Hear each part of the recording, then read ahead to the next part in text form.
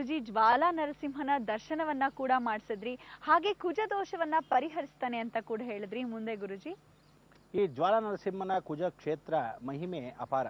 ಅದಕ್ಕೆ ನೀವುಗಳೆಲ್ಲ ಬೆಟ್ಟಕ್ಕೆ ಬರಕ್ಕೆ ಮೊದಲು ಏನು ಮಾಡಬೇಕು, ಕೆಳಭಾಗದಲ್ಲಿರ್ತಕ್ಕಂಥ ನರಸಿಂಹ ಅಹೋಬಲ ಕ್ಷೇತ್ರದಲ್ಲಿ ಇಗುವ ನರಸಿಂಹ ಅಂತ ಕರಿತೀವಿ. ಎಗುವ ನರಸಿಂಹ ಅಂದರೆ ಬೆಟ್ಟದ ಮೇಲೆ ಇರ್ತಕ್ಕಂಥ ನರಸಿಂಹ. ಅದಕ್ಕೆ ಕೆಳಭಾಗದಲ್ಲಿ ನರಸಿಂಹ ಸ್ವಾಮಿನ ದರ್ಶನ ಮಾಡಿಕೊಂಡು ನಾನು ನವನರಸಿಂಹ ಕ್ಷೇತ್ರಕ್ಕೆ ಹೋಗ್ತಾ ಇದ್ದೀನಿ. ಮೇಲೆ ಬೆಟ್ಟದ ಮಾರ್ಗದಲ್ಲಿ ನಡ್ಕೊಂಡು ಹೋಗ್ತಾ ಇದ್ದೀನಿ.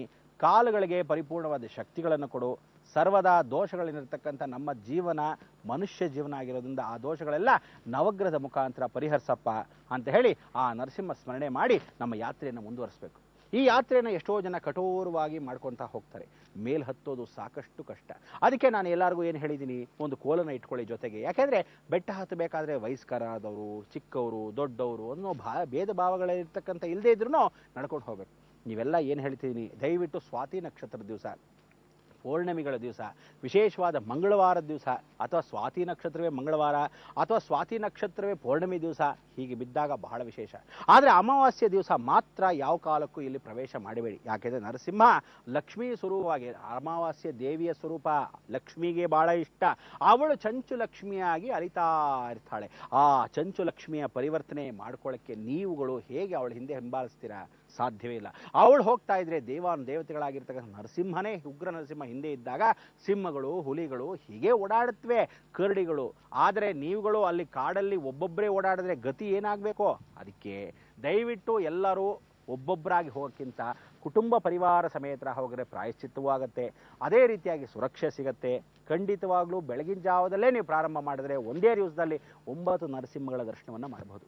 ಆದರೆ ಕೆಲವರು ಏನು ಮಾಡ್ತೀರಾ, ಅಯ್ಯೋ ಬಿಡಿ ನಿಧಾನಕ್ಕೆ ಮಾಡ್ಕೊಳ್ಳೋಣ ಅಂತೀರ. ಭಾಳ ಸಂತೋಷ, 2 ದಿವಸಗಳು ತಗೊಳ್ಳಿ. ಆದರೆ ನರಸಿಂಹ ದರ್ಶನವನ್ನು, ನರನ ಅನುಗ್ರಹವನ್ನು ಪಡೆಯತಕ್ಕಂಥದ್ದು ಸ್ವಾತಿ ನಕ್ಷತ್ರವೇ. ನೋಡಿ, ಆ ಬೆಟ್ಟದ ಮೇಲೆ ನಿಂತ್ಕೊಂಡಾಗ ಪಾತಾಳ ಎಷ್ಟು ಚೆನ್ನಾಗಿ ಕಾಣುತ್ತೆ. ಈ ಪಾತಾಳ ದರ್ಶನದಲ್ಲಿ ನಾವು ಮಾಡ್ತಾ ಇದ್ದಾಗ ಅನುಗ್ರಹ ಏನು ಅಂದರೆ, ಪ್ರದಕ್ಷಿಣಾಪೂರ್ವಕವಾಗಿ ಜ್ವಾಲಾ ನರಸಿಂಹ ನಡ್ಸ್ಕೊಂಡು ಬಂದಾಗ ಮೇಲ್ಭಾಗಕ್ಕೆ ಯಾರಿಗಾಗತ್ತೋ ಆ ಸ್ತಂಭ ನರಸಿಂಹ, ಉಗ್ರಸ್ತಂಭ ಅಂದರೆ ಉಗ್ರಸ್ತಂಭ ಅಂತಕ್ಕಂಥ ಕ್ಷೇತ್ರಕ್ಕೆ ನೀವು ಹೋಗಬೇಕಾದ್ರೆ ಎಷ್ಟು ಜನಕ್ಕೆ, ಹೆಂಗಸರು ಭಾಳ ಜನ ಹೋಗ್ತಾರೆ. ಆದರೆ ನಾವಂತೂ ಕೆಳಗಿಂದ ಸ್ವಲ್ಪ ಮಟ್ಟಿಗೆ ಮೇಲವರೆಗೂ ಹೋದ್ವಿ. ಯಾಕಂದರೆ ಸೊಂದಿಗೊಂದಿ ನೋಡಿ, ದೇಹ ಸ್ಥೂಲವಾಗಿರ್ತಕ್ಕಂಥ ವಿಚಾರ. ಅದಕ್ಕೆ ನೀವುಗಳು ಸಣ್ಣದಾಗಿರ್ತಕ್ಕಂಥ ನುಗ್ಗು ಹೋಗ್ಬೋದು. ನೀವುಗಳು ಆ ಪ್ರಯತ್ನವನ್ನು ಮಾಡಿ ಭಗವಂತನ ಅನುಗ್ರಹ ನಿಮಗೆಲ್ಲ ಆಗಲಿ. ಜ್ವಾಲಾ ನರಸಿಂಹದವರೆಗೂ ನಾವು ಬಂದು ಆ ಕ್ಷೇತ್ರ ಮಹಿಮೆಯನ್ನು ತಿಳಿಸ್ಕೊಟ್ಟಿದ್ದೀವಿ. ನೀವುಗಳು ಇದೇ ರೀತಿಯಾದ ಒಂದು ಸಾಂಕೇತಿಕ ಸೋಮವಾರದಂದು ವಿಶೇಷವಾಗಿರ್ತಕ್ಕಂಥ ಒಂದು ಸಂದಿಗ್ಧ ಕಾಲ. ಅದಕ್ಕೆ ನೀವು ಇವತ್ತಿನ ದಿವಸ ಏನು ಮಾಡಬೇಕು, ಇಷ್ಟೊತ್ತು ನರಸಿಂಹನ ಕ್ಷೇತ್ರ ದರ್ಶನ, ಇಷ್ಟೊತ್ತು ಯುಗ ಯುಗದಿಂದ ಬಂದಿರತಕ್ಕಂಥ ದಶಾವತಾರ ತತ್ವ ಮೂಲಕ, ಅದೇ ರೀತಿ ಹಿರಣ್ಯಕಶಿಪು ಹಿರಣ್ಯಾಕ್ಷನ ಮೊದಲನೇ ದೈತ್ಯ ರಾಕ್ಷಸರ ಸಂಹಾರ, ಆ ರೀತಿಯಾದ ಒಂದು ದರ್ಶನವನ್ನು ಕೊಟ್ಟು ಅವರೇ ಜಯವಿಜಯರಾಗಿರ್ತಕ್ಕಂಥ ಮೋಕ್ಷ ತ್ರಿಕೋಣಕ್ಕೆ ನಿಮ್ಗೆಲ್ಲರೂ ಕರೆದೊಯ್ದ್ವಿ. ಆದರೆ ಕಲಿಯುಗದಲ್ಲಿ ಪ್ರಹ್ಲಾದನಾಗಿರ್ತಕ್ಕಂಥವನು ಪರಿಪೂರ್ಣವಾಗಿ ವಿವೇಕಾನಂದನಾದ, ವಿವೇಕಾನಂದನ ನಂತರ ಪರಿಪೂರ್ಣವಾಗಿರ್ತಕ್ಕಂಥ ಅನುಗ್ರಹ ರಾಘವೇಂದ್ರ ಸ್ವಾಮಿಗಳ ಅನುಗ್ರಹ ಆಯಿತು. ಹೀಗೆ ಒಂದೊಂದೇ ಯುಗದಿಂದ ಬಂದಿರತಕ್ಕಂಥ ಕ್ಷೇತ್ರ ಮಹಿಮೆಗಳು ಸಾಕಷ್ಟು ಅಪಾರ. ಅದಕ್ಕೆ ಆ ಪ್ರಹ್ಲಾದ ದರ್ಶನವನ್ನು ಪ್ರಹ್ಲಾದ ನರಸಿಂಹ ಅಂತಲೇ ಒಂದು ನಾಮಕರಣ. ಅದಕ್ಕೆ ಎಲ್ಲೇ ಹೋಗಲಿ ನರಸಿಂಹ ದರ್ಶನವನ್ನು ಪ್ರತಿ ಮಂಗಳವಾರ ಮಾಡಿ. ಯಾವ ಕಾಲಕ್ಕೂ ಸಂಜೆ ಕಾಲದಲ್ಲಿ ನರಸಿಂಹ ದರ್ಶನ ಮಾಡಿ. ಬೆಳಗ್ಗೆ ಹೊತ್ತಾದರೆ ಅಹೋಬಿಲ ಮಹಾಕ್ಷೇತ್ರಕ್ಕೆ ಹೋದರೆ ಅಹೋಬಿಲ ದರ್ಶನವನ್ನು ಬೆಳಗಿನ ಜಾವದೆ ಮಾಡಬೇಕು. ಇನ್ನೇನು ವಿಳಾಸ ನಿಮಗೆ ಗೊತ್ತಿದೆಯಲ್ಲ, ಹಾಕ್ತಾ ಇರ್ತೀವಿ, ಯೋಚನೆ ಮಾಡಬೇಡಿ. ಒಂದೊಂದು ದಿವಸ ಒಂದೊಂದು ನರಸಿಂಹ ಜೊತೆಗೆ ಜ್ವಾಲಾ ನರಸಿಂಹನ ಅನುಗ್ರಹವನ್ನು ಪಡಿಬೇಕಾದ್ರೆ ಕರ್ನೂಲ್ ಡಿಸ್ಟ್ರಿಕ್ಟು, ಅಲ್ಲಿಂದ ಆಲಗಡ್ಡ ಅಂತ ಒಂದು ಕ್ಷೇತ್ರದಿಂದ ಹತ್ತಿರದಲ್ಲೇ ಇರತಕ್ಕಂಥ ವಿಚಾರ. ಈ ಕ್ಷೇತ್ರಕ್ಕೆ ನೀವು ಹೋಗಬೇಕಾದ್ರೆ ಸಂದಿಗ್ಧ ಕಾಲಕ್ಕೆ ಎಲ್ಲರೂ ನಾಳೆ ಸ್ವಾತಿ ಅಂದರೆ ಇವತ್ತೇ ಹೊರಟೋಗಿ, ನಾಳೆ ಮಂಗಳವಾರ ಅಂದರೆ ಇವತ್ತೇ ಹೊರಟೋಗಿ ಬೆಳಗಿನ ಜಾವದಲ್ಲಿ ಪ್ರಾರಂಭಿಸಿದ್ರೆ ಎಲ್ಲ ನರಸಿಂಹ ದರ್ಶನ ಒಂದೇ ದಿವಸದಲ್ಲಿ ಮಾಡಿದ್ರೆ ಪೂರ್ಣ ಫಲ. ಆದವರು ಪ್ರಯತ್ನ ಪಟ್ಟು ಪರಿಪೂರ್ಣವಾಗಿ ಮನಸ್ಸಿದ್ದರೆ ಮಾರ್ಗ ಅಂತ ಇಂಥ ಒಂದು ಮಾರ್ಗವನ್ನು ಹುಡುಕಿ. ನಾರಸಿಂಹನು ಎಲ್ಲರಿಗೂ ಪರಿಹಾರವನ್ನು ಕೊಡ್ತಾನೆ. ಇಂಥ ಒಂದು ಉಗ್ರ ನರಸಿಂಹ ಶತ್ರು ಧ್ವಂಸ ಮಾಡ್ತಾನೆ. ನಿಮ್ಮಲ್ಲಿರ್ತಕ್ಕಂಥ ಒಂದು ಕ್ರೋಧತೆಯನ್ನು ಕಮ್ಮಿ ಮಾಡ್ತಾನೆ. ಖಂಡಿತವಾಗ್ಲೂ ನಿಮ್ಮಲ್ಲಿ ಏನು ಅಂದರೆ, ಎಷ್ಟೋ ಜನ ಮಾಂತ್ರಿಕರಾಗಿರ್ತಕ್ಕಂಥವ್ರು ಯಂತ್ರ ಮಂತ್ರ ತಂತ್ರ ದೋಷಗಳಿಂದ ನಿಮ್ಮ ಮನೆಗಳನ್ನು ಕಾಪಾಡದೇ ಇರತಕ್ಕಂಥವ್ರು, ಅವಕಾಶವನ್ನು ಪಡೆದಿಲ್ಲದೆ ಇರತಕ್ಕಂಥವ್ರು ಇರ್ತಾರೆ. ಅಂಥವ್ರಿಗೆಲ್ಲ ಏನು ಹೇಳಿದ್ದೀನಿ, ಮನೆ ಒಳಗೆ ಯಾವತ್ತು ಲಕ್ಷ್ಮೀ ನರಸಿಂಹ ಹಾಕ್ಕೊಳ್ಳಿ ಅಂತ ಹೇಳಿದ್ದೀನಿ, ಬಾಗಿಲು ಎದುರುಗಡೆನೇ ಹಾಕ್ಕೊಂಡಿದ್ದೀನಿ. ಅದಕ್ಕೋಸ್ಕರ ಲಕ್ಷ್ಮೀ ನರಸಿಂಹ ಹೊಸಲೇ ವಾಸವಾಗಿರೋದ್ರಿಂದ ನಮ್ಮ ಸಂಬಂಧವನ್ನು ಭಾಳ ಚೆನ್ನಾಗಿ ಕಾಪಾಡ್ತಾನೆ. ಆ ಯಂತ್ರ ದೋಷಗಳಿಂದ ಪರಿಹರಿಸ್ತಾನೆ.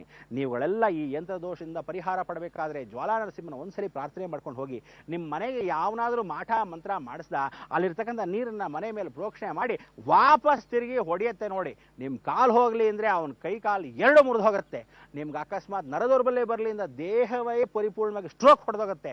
ಒಂದು ಕಣ್ಣು ಹೋಗಲಿ ಅಂದರೆ ಅವನು 2 ಕಣ್ಣು ಹೊಟ್ಟೋಗುತ್ತೆ. ಹಾಗೆ ದೇಹ ಪರಿಪೂರ್ಣವಾಗಿ ರಿಫ್ಲೆಕ್ಷನ್ ಅನ್ನೋದು ನರಸಿಂಹ ಒಬ್ಬನ ಕೈಲೇ ಸಾಕ್ಷಿ. ಅದಕ್ಕೆ ಇಂಥ ಒಂದು ಜ್ವಾಲಾ ನರಸಿಂಹನ ಸ್ಮರಣೆಯನ್ನು ಮಾಡ್ಕೊಳ್ತಕ್ಕಂಥ ನಾವುಗಳು ಏನಂತ ಹೇಳಿದ್ವಿ, ಶ್ರೀರಾಮ ರಾಮೇತಿ ರಮೇ ರಾಮೋ ಮನೋರಮೆ ಸಹಸ್ರನಾಮದತ್ಯುಲ್ಲಂ ರಾಮನಾಮ ವರಾನನ್ನೇ ಅಂತೇಳಿ ಈಶ್ವರ ವಾಚ್ಯವನ್ನು ಹೇಳಿದಾಗ ಒಂದು ವಿಷ್ಣು ಸಹಸ್ರನಾಮದ ಫಲ. ಹಾಗೆ ನಮೋ ನಾರಸಿಂಹಾಯ ಅನ್ನೋಕ್ಕಿಂತ ನೀವೇನು ಮಾಡಬೇಕು, ಹಿಮಾ ಅನುಗ್ರಹದೇ ಸಿದ್ಧಿ. ಅದಕ್ಕೆ ಜ್ವಲಾ ನರಸಿಂಹ ಸಿದ್ಧಿಯೇ ನಮಃ. ಏನು ಹೇಳಿ, ಜ್ವಲಾ ನರಸಿಂಹ ಸಿದ್ಧಯೇ ನಮಃ. ಆ ಸಿದ್ಧಯೇ ನಮಃ ಅನ್ನೋದು ದೇವಿ. ಆ ದೇವಿ ಅಂತಕ್ಕಂಥವಳು ಯಾರು, ಗಂಗೆ.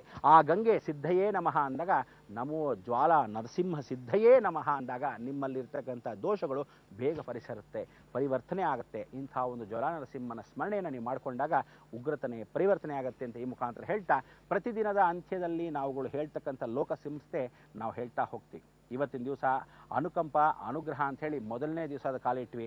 ನಾಳೆಯಿಂದ ಏಕಕಾಲಕ್ಕೆ ಅನುಗ್ರಹವನ್ನು ಮಾಡ್ತಾ ಹೋಗ್ತೀವಿ. ಕೊನೆಯದಾಗಿ 10ನೇ ದಿವಸಕ್ಕೆ ಮಂಗಳವನ್ನು ಹಾಡಿ ಕಲ್ಯಾಣೋತ್ಸವವನ್ನು ತೋರಿಸ್ತೀವಿ. ಯೋಚನೆ ಮಾಡಬೇಡಿ, ಅಂತಹ ಒಂದು ಲಕ್ಷ್ಮೀ ಜೊತೆ ಸಾನ್ನಿಧ್ಯ ಸೇರಿದ ಚಂಚು ಲಕ್ಷ್ಮಿ ಜೊತೆಗೆ ಲಕ್ಷ್ಮೀ ನರಸಿಂಹನಾಗ್ತಾನೆ. ಅಂಥವರೆಗೂ ನೀವೆಲ್ಲ ಕಾಯ್ತೀರಾ, ತಾಳ್ಮೆ ಇಟ್ಕೊತೀರಾ ಅಂತ ಈ ಮುಖಾಂತರ ಹೇಳ್ತಾ ನಾವೆಲ್ಲ ಏನು ಹೇಳಬೇಕು, ಲೋಕ ಸಮಸ್ತ ಸುಖಿನೋ ಭವಂತು, ಸನ್ಮಂಗಳಾನಿ ಭವಂತು. ವೀಕ್ಷಕರೇ, ಇವತ್ತಿಂದ ಪ್ರಾರಂಭವಾಗಿದೆ ನವ ನರಸಿಂಹನ ದರ್ಶನ. ಖಂಡಿತ ಪ್ರತಿದಿನವೂ ತಪ್ಪದೆ ವೀಕ್ಷಿಸಿ. ಇವತ್ತು ಜ್ವಾಲಾ ನರಸಿಂಹನ ದರ್ಶನವನ್ನ ಮಾಡ್ಕೊಂಡ್ರಿ ಅಲ್ವಾ? ನಾಳೆ ಯಾವ ನರಸಿಂಹ, ಕಾಯ್ತಾ ಇರಿ, ಹೋಗಿ ಬರ್ತೀವಿ. ನಮಸ್ಕಾರ.